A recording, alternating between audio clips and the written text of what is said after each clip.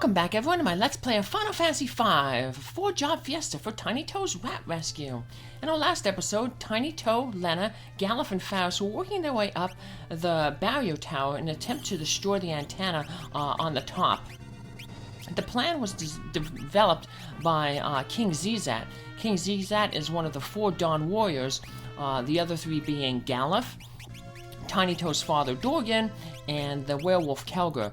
They were the four heroes who used the crystals to seal Exdeath initially in TnyToe's world. But Exdeath came up with this plan. As long as one of the barrier towers is taken out, the entire barrier, which is surrounding Exdeath's castle, will fall, allowing the forces of good to, attack Exdeath and hopefully, defeat him again. But before we head up to the top of the tower to destroy that antenna, I want to get the remaining blue magic spells. We can get them both from this battle right here, from the Level Tricker and the Travelers. Traveler, you tried to use the time slip, but it's a very inaccurate spell, so it missed. That's why I took the Gaia Hammer off of Faris, because I didn't want her to be berserking and potentially, defeating the Traveler or the Level Trickers before they use the blue magic spell that we want. And the Level Trickers will use a spell called Level 4 Quarter, which basically casts Quarter on any character whose level is a multiple of 4. So Lenna's 32, so she learned that blue magic spell. So now we're gonna just learn the second one here off of the Traveler. So as long as Lenna doesn't X-fight, and defeat the Traveler before she casts that spell. So yeah, time slip, I said, it kind of be kind of inaccurate, but it casts the old and the aging and sleep on a character. So yeah, I took the Hayate bow off of Lenna. That way, the Hayate bow has that 25% chance to use the X fight, and we don't want that to happen. So we'll just throw a different bow on her. Put the lightning bow to take out those machines quickly. Machines tend to be weak against lightning, so. Alright, so now we just have to, hang out here. Oh, I was fighting Faris to maybe knock her out, but hey, we managed to get hit by the Traveler's spell. I have the learning ability on TnyToe, so woohoo! That means we will get that spell, and then we can finally save our game and start heading up to the top of the tower, where we have a very tough monster. Look at that, managed to cast Time Slip twice. Probably managed to hit the second time, because TnyToe, like I said, is asleep and is under the aging effect, which gradually reduces stats over time. Well, that's all the blue magic you can learn from here, so let's re-equip our characters with their stuff. Get that bone mail. Faris has some really good defense now, physically. And give TnyToe the thief thing so he can steal a little bit better. Yeah, we got kind of a tough battle coming up here. Very unique little monster, or boss monster. So, has a unique property, but we'll see it when we get up. We're very close to the top of the tower, so. Speaking of being close to the top of the tower, those level trickers, they don't appear until the 8th floor of the tower, so if you need to farm that, that spell, the level 4 quarter, you have to wait until you get to the 8th floor at least. See, we can head up either way, it doesn't matter, they both lead to the center there. And this pathway in the middle, that's basically the top, that leads right to the top of the tower. Remember, when a dungeon becomes symmetrical, that usually means it's the end. We saw that in Final Fantasy Legend 2 a lot of times. Like in the final dungeon when you went to fight War Mech, like right at the end, it just, became symmetrical. I guess that's your clue that, hey, maybe I should heal myself up, so, because the boss is coming up, so. There we go, here's the antenna. You can see it's electrified. Exdeath, we've reached the antenna. Roger that, over. So now he's gonna blow the generator, which will allow us to destroy the antenna. Alright. Let's go, Zizat. Do your part. Now, destroy the antenna. Okie dokie. But, before we can destroy the antenna, we have this enemy, Atmos, to deal with. He's a freaky-looking door. Now, what Atmos does is, he's just gonna keep casting Comet until he defeats one of your characters. And when he defeats that character, he slowly starts drawing that character in to his mouth. And if he swallows the character, what ends up happening is that character is removed from battle. You won't be able to revive him, he or she, anymore, so... The good thing, though, is, like I said, as long as a character is knocked out, Atmos isn't going to do anything other than, pull, the character. Atmos is supposed to be pretty, it's supposed to be pretty susceptible to that, Dark Shock, but I'm having really bad, luck hitting it, so... Now, yeah, he just tried to cast ult.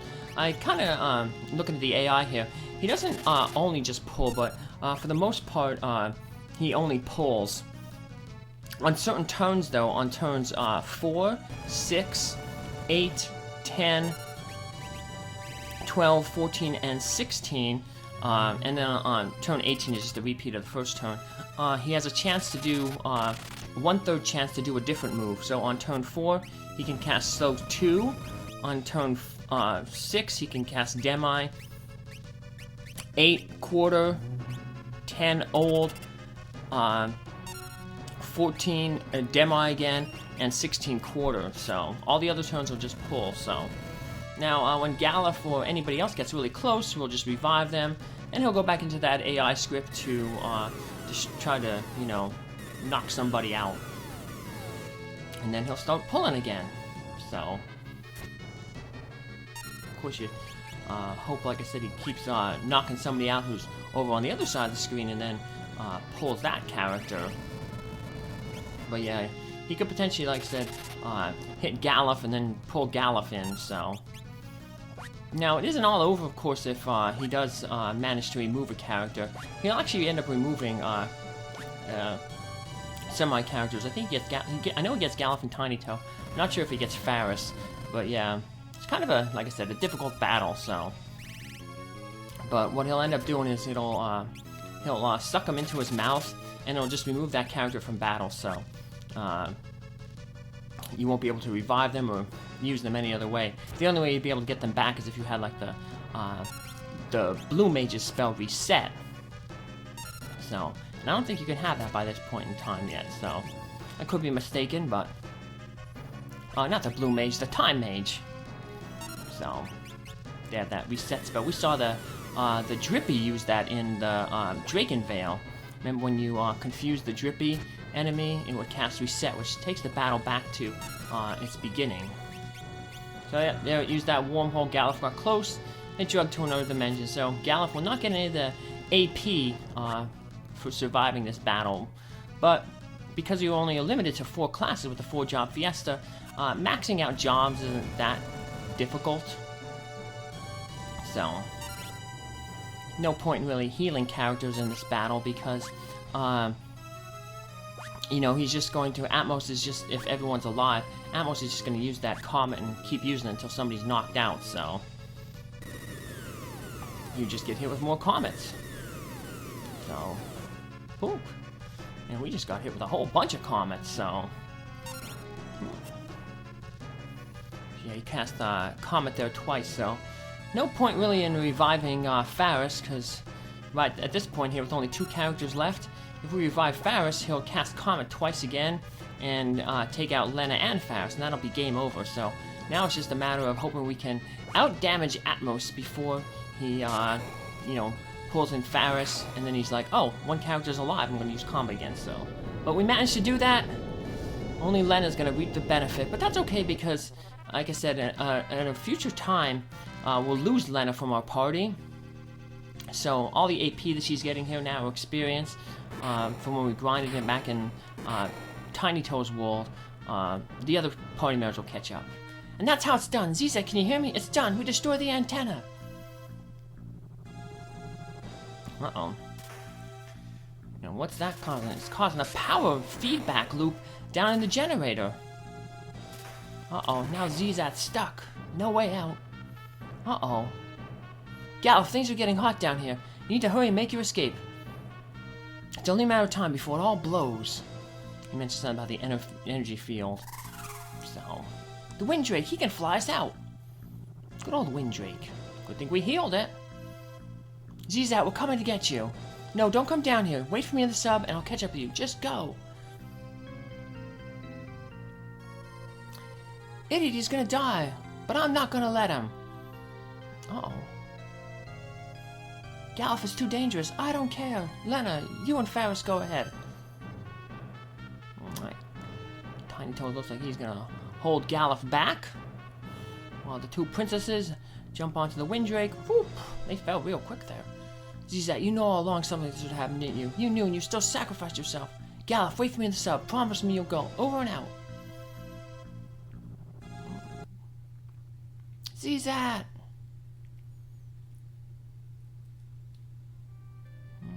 Of course I knew. This was my plan. How could I not? But it would have been too dangerous for any of you to go on my steed.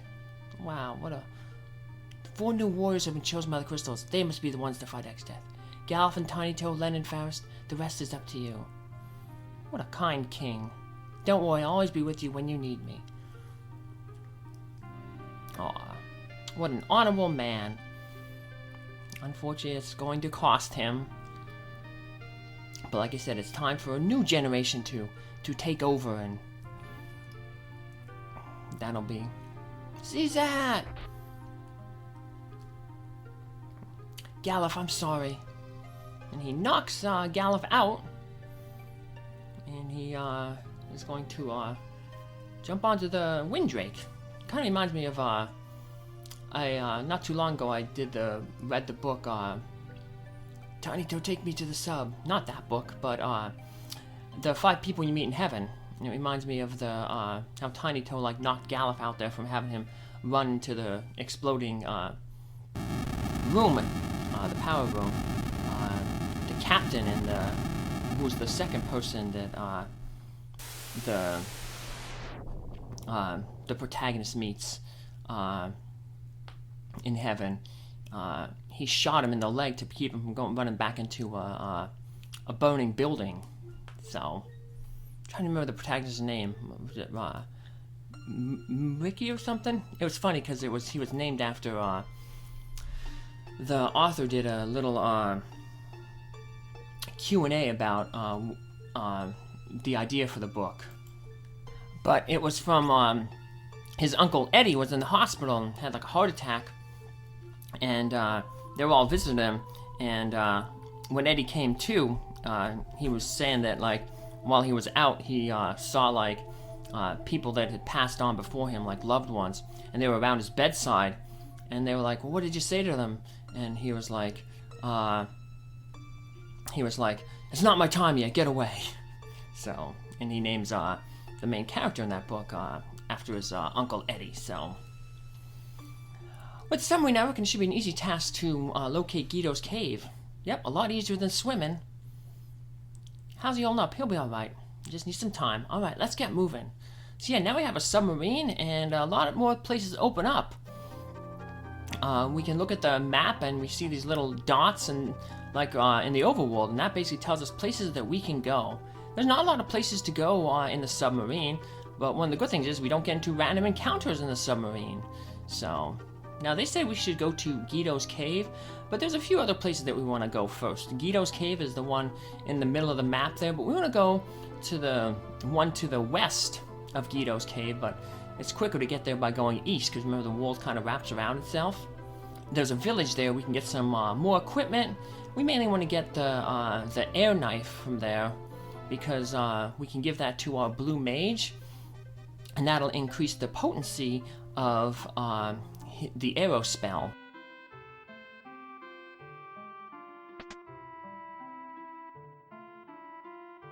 Now, unfortunately, we couldn't use the inn in the submarine because we don't dock the submarine in an underwater cave like how we did at that the barrier tower.